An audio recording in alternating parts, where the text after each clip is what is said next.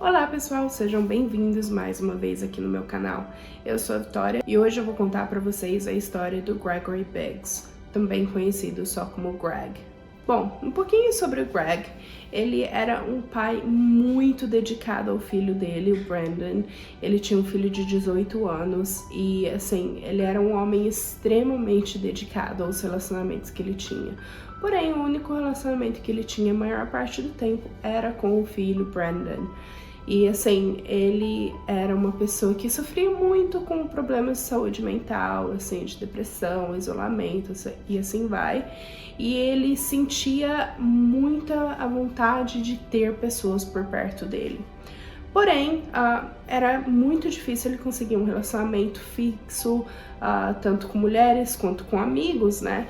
E toda vez que ele conseguia finalmente ter um relacionamento com alguém, ele era muito intenso. Ele era muito intenso com a comunicação, com a necessidade, e assim, ele era uma pessoa muito carente. E ele queria sempre dar o melhor dele e o tempo inteiro. Então, ele não tinha, assim, Ele não era uma pessoa que dava muita chance para as pessoas respirarem quando estavam num relacionamento com ele. E assim foi até ele ter um relacionamento com uma mulher cuja única intenção dela era tirar dinheiro dele, extorquir dinheiro dele. E assim, ele fez de tudo que ele podia para essa mulher e ele deu tudo, né, que ele tinha, na verdade, assim, já no começo do relacionamento ela já falava, eu não tenho dinheiro para isso, eu não tenho dinheiro para aquilo. E chegou num ponto tão grande, né, dele dar tudo que ele tem, que ele chegou a perder tudo que ele tinha. Ele perdeu a casa, ele perdeu o carro, ele tinha ainda um trabalho, né, que ele trabalhava em construção, mas assim, ele perdeu absolutamente tudo que ele tinha. Mas antes da gente já pular para a história e assim, eu já contar para vocês tudo o que aconteceu, eu já vou pedir para vocês já deixarem aqui um like no vídeo, já se inscreverem nos comentários o que vocês estão achando aqui dos vídeos do canal. Se vocês têm algum vídeo que vocês gostariam de ver, por favor, já me digam ali nos comentários. Ative um sininho também para toda vez que a gente posta um vídeo novo, vocês já recebem uma notificação logo em seguida. E me desculpem a minha voz, mas eu tô um pouquinho resfriada e minha voz tá um saco, tá um pouco esquisita, mas eu vou tentar contar essa história o melhor que eu puder. Enfim, como eu tava falando, ele era um homem, assim, de um coração muito puro. Ele era conhecido, né, pelas pessoas em volta dele, as pessoas com que ele já teve amizade, que ele era uma pessoa de coração de ouro, mas ele era muito intenso nos relacionamentos dele e com isso ele acabava afastando as pessoas da vida dele. E a única pessoa que tinha constância era o filho dele. O filho dele morava com a mãe dele, e o Gregory, ele morava na própria casa, mas ele sempre manteve um relacionamento assim muito ligado ao filho. Ele estava sempre constante lá na vida do filho, sempre participando o máximo que ele podia. E assim, eles tinham uma amizade realmente muito incrível, eles tinham um relacionamento muito incrível. E como eu tava falando, ele era um homem muito ingênuo, ele era muito generoso e com isso as pessoas tiravam proveito dele. E foi o que aconteceu, né, com essa última mulher que acabou tirando tudo que ele tinha. Ele perdeu a casa, o carro e ele acabou indo morar nas ruas. Assim, não é o certo se ele realmente morava nas ruas, ou se ele estava de hotel em hotel, assim, não tinha uma casa. Ele era considerado sem teto por não ter uma moradia fixa, né? Mas ele ainda tinha um trabalho fixo, ele mantinha ali uma constância, ele mantinha a rotina dele. E o plano dele era de que, assim, depois, né, já fazia 2 anos que ele estava sem casa e o plano dele era de conseguir juntar dinheiro suficiente para poder comprar novamente uma casa para ele e um carro também. E assim, ele não estava longe de conseguir essas coisas. E mesmo com os problemas, né, de saúde mental que ele tinha, a isolação, a depressão, ele nunca deixou de ser positivo. Ele era sempre uma pessoa muito positiva, tanto na vida do Brandon quanto na dele mesmo. E ele sempre sonhava muito alto, e é assim que ele é lembrado pelo filho dele até hoje. Até que na manhã do dia 27 de outubro de 2001, Dois homens estavam andando num parque de Fort Worth, que fica próximo a Dallas. O nome do parque era o Cobb's Park, e era um parque, assim, na época, muito conhecido por todas as coisas ruins que ali aconteciam, né? Então, muitos traficantes ficavam por lá, muitos criminosos ficavam por lá também. E nessa manhã a polícia recebeu, né, uma notícia de que, olha, tem alguma coisa suspeita num dos bancos aqui do parque. Vocês podem mandar aqui uma polícia para ver o que está acontecendo. A gente não chegou perto, mas é alguma coisa muito suspeita. E assim, a polícia já não esperava coisa diferente para esse parque. Então eles mandaram apenas um detetive para ver o que realmente estava acontecendo. E quando o detetive chegou por lá, ele encontrou as pessoas, né, que fizeram essa denúncia. Eles falaram, né, você tem que descer aqui e ali, enfim, indicaram o caminho onde esse policial tinha que ir para encontrar, né, a coisa suspeita em que eles comentaram. Com isso, o policial acabou descendo, né, com a viatura dele até onde essas pessoas falaram para ir, e o resto do caminho ele foi a pé porque o carro não podia entrar. Porém, né, no caminho onde ele estava indo era uma curva, e ele já notou já no começo, próximo, né, onde estava esse banco, ele já sabia que esse banco estava mais ou menos uns 50 metros à frente dele.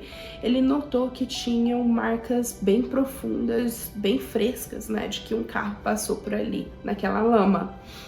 E assim, ele foi fazendo notas mentais, né, do que ele estava vendo, o que ele experienciou naquela manhã.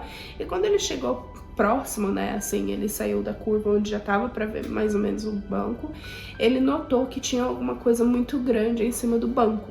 Então, chegando, né, mais próximo ainda, ele notou que era uma pessoa que talvez podia estar dormindo, né, que parecia estar com um cobertor por cima dele. E chegando mais e mais próximo foi quando ele notou que, na verdade, essa pessoa já havia falecido. Então, ali tinha um corpo. Ele notou, assim, eu vou falar, né, retrato dele, né, que ele viu que o braço direito estava extremamente quebrado em vários pedaços. A perna direita estava totalmente quebrada também, mas ainda estava ali, né, grudada ao corpo. Porém, a perna esquerda estava praticamente 100% amputada.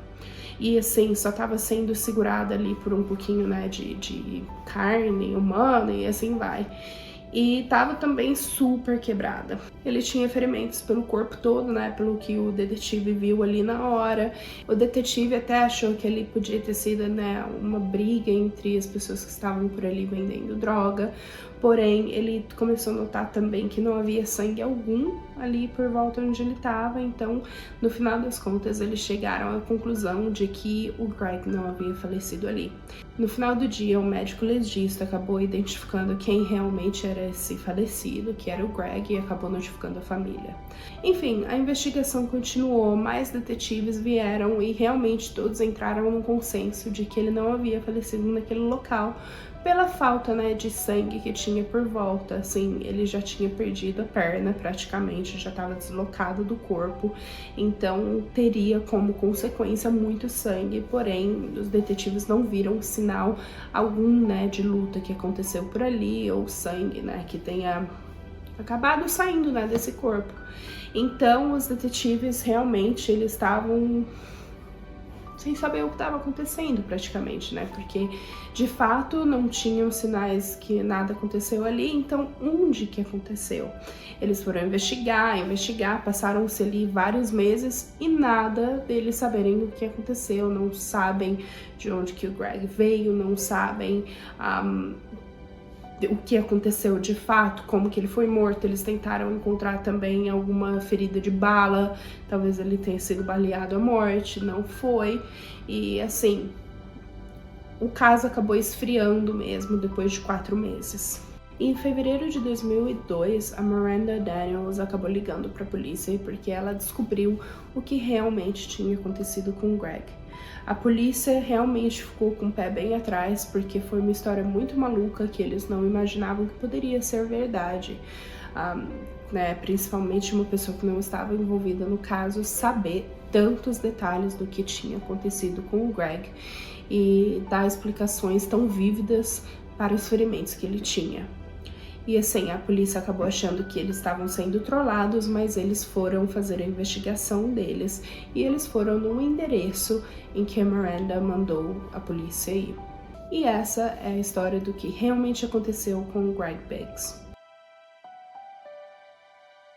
Bom, na noite do dia 25 de outubro de 2001, por volta de 36 horas antes do Greg ser encontrado, a Chauncey Mallord, que era uma praticamente assistente de enfermagem, ela estava com uma amiga dela, Titlis Fry, também assistente de enfermagem. As duas se conheceram em 1999, quando elas estavam sendo estagiárias num asilo como assistentes de enfermagem, e assim, foi onde a amizade delas realmente acabou começando.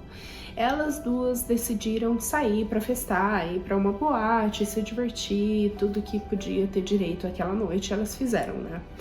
Para ficar mais fácil, eu vou me referir a Titlis Fry como T. Fry, que é como ela era chamada também pelos amigos, porque o nome dela é bem difícil de falar.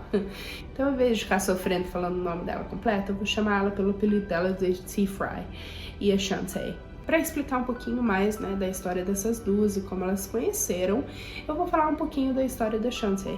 A Chauncey, ela cresceu numa casa que tinha, assim, regras, né, no lugar, porque os pais queriam criar filhos que fossem honestos, corretos e que andassem na linha, assim, andassem nos trilhos e fossem bons humanos. E então eles sempre batalharam muito, né, pela educação dela. Ela sempre seria o que é chamada no Brasil de CDF, sempre com as melhores notas, a melhor aluna, a melhor criança. Era uma adolescente muito, extremamente educada, sempre muito querida. Enfim, ela era muito querida, muito amada por todos na família dela, e ela era conhecida como a santinha realmente da casa. Mas isso mudou um pouco, né, no final da adolescência dela e no começo dos 20 anos dela. Ela se rebeldeou um pouco, mas ela não se rebeldeou para a família dela nem sabia realmente o que estava acontecendo na vida dela. Porém, ela começou a experimentar com drogas, né, maconha, e beber, e festar, e enfim, sair com homens, coisas que ela não podia fazer enquanto ela morava com os pais, né. E com isso, foi mais ou menos nessa época de 1999 que ela acabou conhecendo a T. Fry, e a T. Fry acabou tirando o lado mais selvagem dela, de festas, drogas mais pesadas, muita bebedeira. A T. Fry tinha acabado de sair de um relacionamento que não era muito bom, né? Ela era casada e acabou se separando, e era um relacionamento um tanto quanto abusivo, então ela realmente queria alguém que estivesse no mesmo nível que dela, que fosse pra sair, festar, transar com quem fosse, e assim vai, né? E foi isso que uma encontrou na outra, né? Essa cumplicidade, dividir experiências juntas, a vontade, né, de sair, festar e usar drogas. E ficou tão pesado essa situação, né, das drogas, das bebidas, que elas não faziam isso mais só quando estavam indo festar, mas elas começaram a fazer isso antes de trabalhar. Então elas estavam ali lidando com pessoas, né, com pessoas que são mais sensíveis a qualquer coisa, são idosos que estão no asilo, provavelmente estão já no final da vida, e elas estavam lidando com esses pacientes sobre a influência de álcool e droga, o que é um total absurdo, né? E assim, voltando, né, no dia 25 de outubro, e esse dia não foi nem um pouco diferente, elas decidiram ir pra boate, pra festar, e assim, elas já começaram a festa, né, da noite na casa de uma delas. Então a Chauncey acabou indo pro apartamento da T. Fry. Lá elas começaram a beber bastante, elas fumaram bastante maconha e elas dividiram uma pílula de êxtase. Com isso, elas decidiram, né, que já estava na hora de ir pra boate. Lá a Chauncey, ela ia encontrar um homem com quem ela queria passar a noite. Enfim, eles estavam ali meio no romance, né? E eles estavam começando a se conhecer, já estavam saindo um pouco. E essa noite não seria diferente. A Chauncey estava querendo ali festar com a amiga e com o romancezinho dela, e queria passar o resto da noite na casa desse homem. E o nome dele era Cleet Jackson. Enfim, essa noite, quando as duas acabaram estacionando ali na boate, o Cleet já estava esperando por elas na entrada da boate. Só que antes de entrar, eles decidiram, né, ir pro fundo da boate para ir fumar um pouco mais de maconha, beber, enfim, fazer o que queriam fazer antes da festa. Quando eles entraram na boate novamente, não foi nem um pouco diferente, eles beberam demais, em excesso, assim, absurdo, e acabaram fumando mais maconha, usando mais droga, e assim vai. Porém, no meio da noite, assim, O Cleet, ele desapareceu, ele já não estava ali mais com a Chauncey, e foi quando a Chauncey viu ele com outra mulher que ele tinha acabado de conhecer naquela noite mesmo.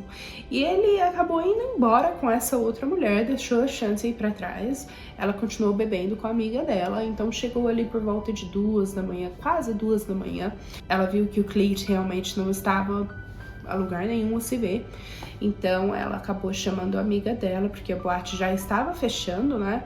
Então ela acabou chamando a T-Fry e as duas foram pro carro. Chegando no carro, assim, as duas estavam totalmente embriagadas, elas não tinham que ir dirigindo para lugar nenhum, mas elas não são pessoas que fazem as coisas certas, corretas, né? Enfim, eles tratam o paciente enquanto eles ainda estão sob influência de álcool e drogas, então assim, elas acabaram decidindo dirigir até a casa de uma delas. Então foi quando a T-Fry decidiu que ela estava mais sóbria que a Chauncey, então ela acabou dirigindo até a casa dela. E chegando na casa da T-Fry, a Chauncey acabou falando: olha, você pode dirigir aqui até a sua casa, eu posso pegar meu carro e te seguir pra ter certeza que tá tudo bem, que você chegou em casa tranquilo e tudo mais. A Chauncey falou: não, já tô bem, já tá tranquilo, eu posso ir dirigindo sem problema algum. Ok, ela pegou o carro e ela foi pra casa. Por volta de mais ou menos 1h30 depois, a T-Fry, ela acorda com o telefone dela tocando.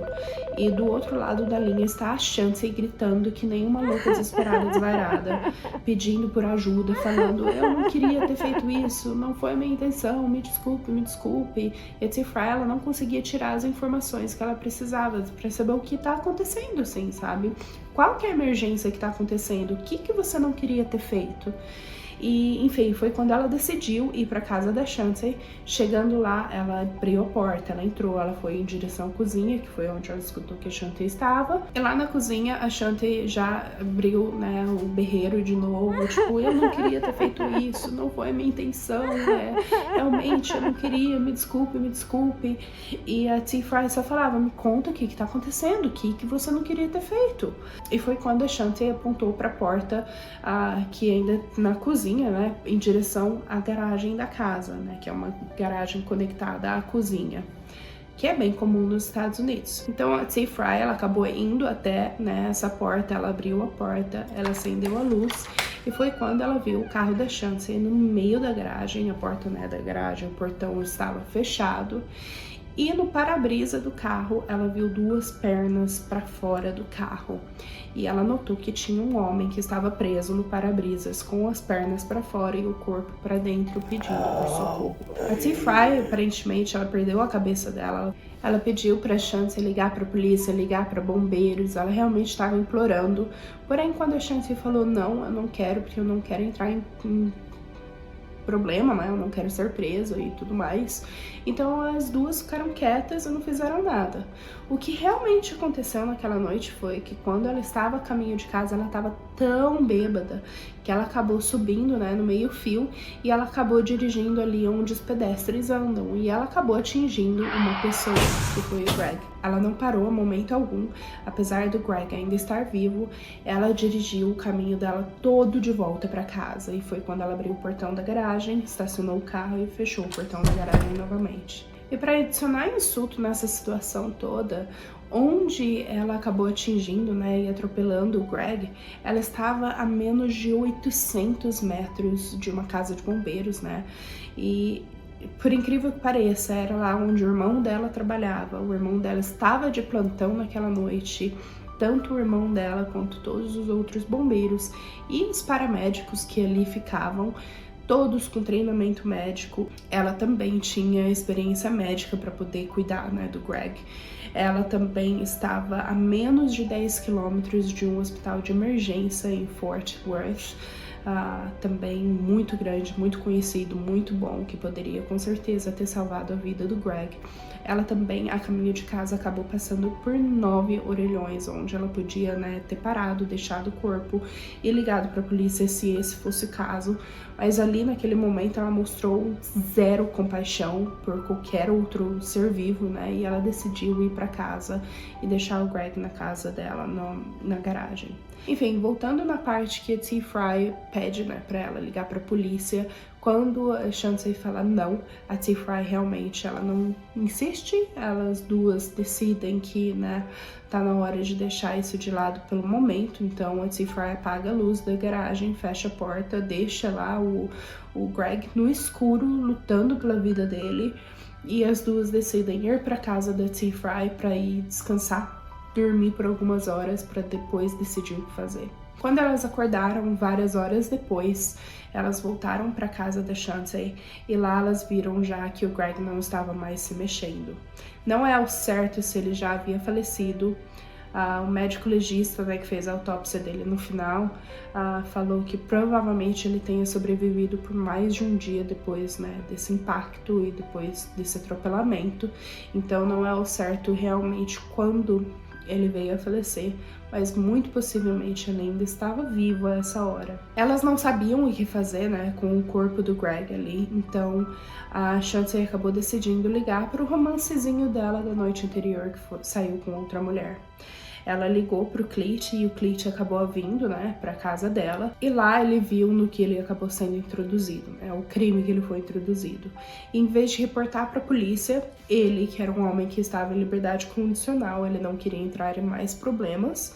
Então ele acabou ajudando essas mulheres a cobrir esse crime, né. Ele acabou ligando pro primo dele, o Tyrone Cleveland, e os dois, eles pegaram um tapete. Eles tiraram o Greg ali, né, do para-brisa. Eles pediram desculpa ao Greg, que pelo jeito ele ainda estava vivo, é o que dá a entender, mas não sabemos ao certo. E eles colocam o Greg no tapete, eles enrolam o tapete e colocam no carro de um desses homens. E eles vão até o parque, no Cobbs Park, e eles despejam o corpo do Greg por lá. E por aí já é de se imaginar que ele já estava falecido ou estava falecendo, né, naquele momento. E acabou falecendo ali naquele banco mesmo. Mas como eu falei, realmente não é o certo. Enfim, houve a discussão, né, de que talvez eles tivessem que se livrar desse corpo para ninguém jamais achar, ou que eles tivessem que queimar o corpo. Mas, por incrível que pareça, o Cleet não queria fazer isso porque ele queria dar ali um final a família desse falecido, né, do Greg. O Cleet, ele realmente queria que a família do Greg pudesse se despedir do corpo dele, pudessem, né, ter paz sabendo o que realmente aconteceu com ele, em vez de ficar sem saber, né, sem saber onde tá o corpo, se ele tá vivo, se ele tá morto ou não. Enfim, depois que esse corpo foi jogado, né, nesse parque, a Chauncey reuniu com os outros 3 membros desse crime, e lá ela falou pra eles que eles não são permitidos a contar nada do que aconteceu aquela noite pra ninguém. Tendo isso dito, ela já estava de novo na boate onde ela tinha ido menos de uma semana antes. Ela já estava lá festando, se bebendo, embriagando, usando drogas e assim vai. Porém, o que ela não esperava seria que a T-Fry começou a contar para as pessoas próximas a ela o que realmente tinha acontecido e o que eles tinham feito. Então, quando a T-Fry contou para Miranda, que foi a pessoa que ligou para a polícia, o que eles não esperavam é que a Miranda realmente odiava a Chauncey de tudo quanto é forma. Enfim, ela acabou não ligando para a polícia porque, né, tadinho do Greg, acabou sendo morto, ele foi um crime cometido. Não, ela ligou realmente porque ela não gostava da mulher e ela queria ver a Chauncey em problemas, em apuros, né? E foi quando ela relatou à polícia o que a T-Fry tinha contado para ela. Para conseguir imunidade e não sofrer nenhuma consequência, né, não ser presa, não receber nenhuma decisão jurídica de que ela teria uma ficha na prisão e coisa assim, a T-Fry acabou contando, né, tudo que realmente aconteceu para as autoridades.